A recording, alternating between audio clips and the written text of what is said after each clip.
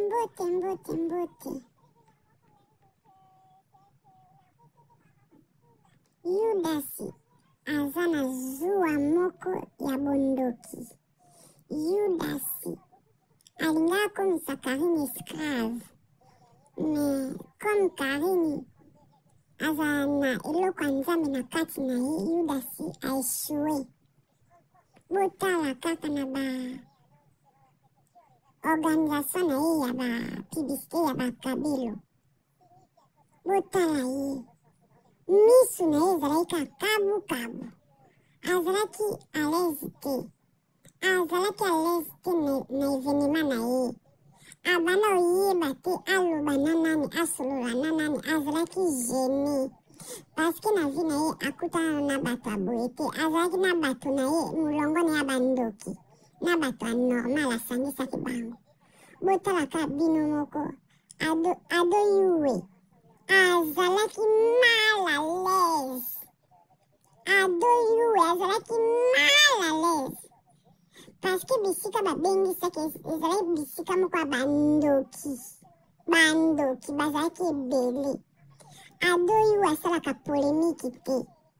Ye sikoyo abengisaki ado yuwe po alakisa Karine ke voilà bato oyo olakisaki na bango mpe bakomi kote na nga. Nzoka nde asalaki erreur monene.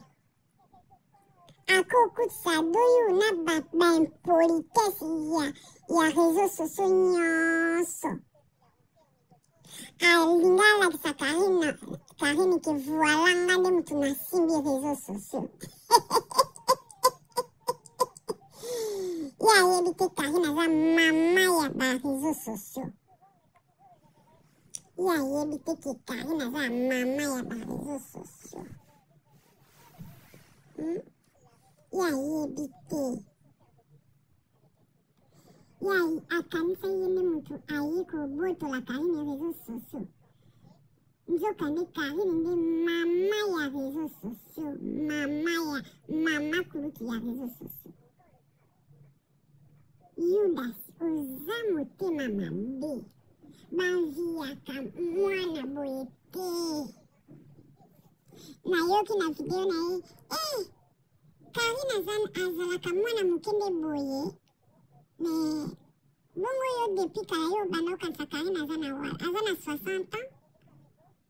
Yo na ide na yo banda okanisa Karine aza na 60 ans. Tala ndoki oyo. Tala moto ya mela bavoi ya maborodo. Voi na ye wana ezalaka voi ya pamba te. Amela liborodo na gorge na ye. Amela liborodo. Bomona te aloba kingo ezokota. Botala ye bien. Mutu masuka azoloba kingo ezokota.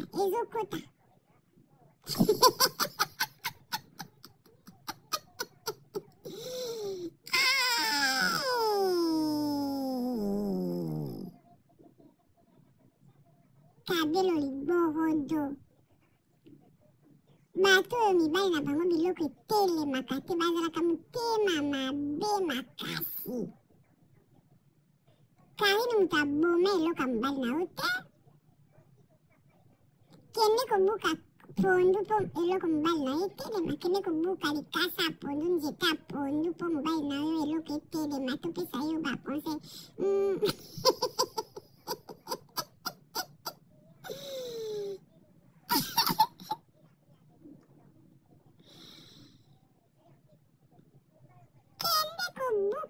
Bakasa manga na bakasa safu. Otelemisa eloko mobali na yo mpo soigne eloko mobali na yo. Bakisi yango wana biso bakongo tosoignaka na biloko wana. Mobali no mpe abelaka hemoroidi yango wana eboma eloko wana. Obosani ke mobali no abelaka hemoroidi. Yango wana okende koluka mibali na Kongo, mibali na Cotonou, mibali na Inde. Siko okomi na kanda na Karine mokonzi. Obeli liboma wana olinga obelisa yango Karine esimbi te. beli sakahini liboma. Misimbite. Makambe baluke liye. Bosangani. Talaba bosangani na réseaux sociaux. Talaba bosangani na réseaux sociaux. Tale loko yo. Akono kosinga apuchu merci. Parce que yomoka oyo lo bioza bana bazana batanga bazana université ndenge nino okino luka ede pa apuchu. Kala mwana oyo ayebi na makambo te. Me bana no bazaba université basali lo makambo wana. Basali lo makambo wana komo luka tala soni zela. Emily na puchu mode bako komiso kizengi. Po Karina beriso liboma. Karina beriso liboma me. Emily na puchu bako komiso kizengi penja yeza. Bao komiso penja obalo bakizengi ya bakizengi. Tala mwana mwasi wa banoli ngaka Karina aliaka po Karina perde beauté na ye po Karina akoma lokola apuchu. Ndoki munene ya réseaux sociaux pona bakabelo. Bakabelo na so latika mukusa na mutu. Asokolaka na maya bibembe. Tala bomona ba mai wana atia ba teinture mabe, atia ba jaune mabe, atia ba rouge na ba vert na ba nini, ba mandola na kati. Sokolaki pe esalaka mukosa. Parce que ezalaka ba mai wana ba bibembe. Asokola ba kabelo na maya bibembe. Ndoki.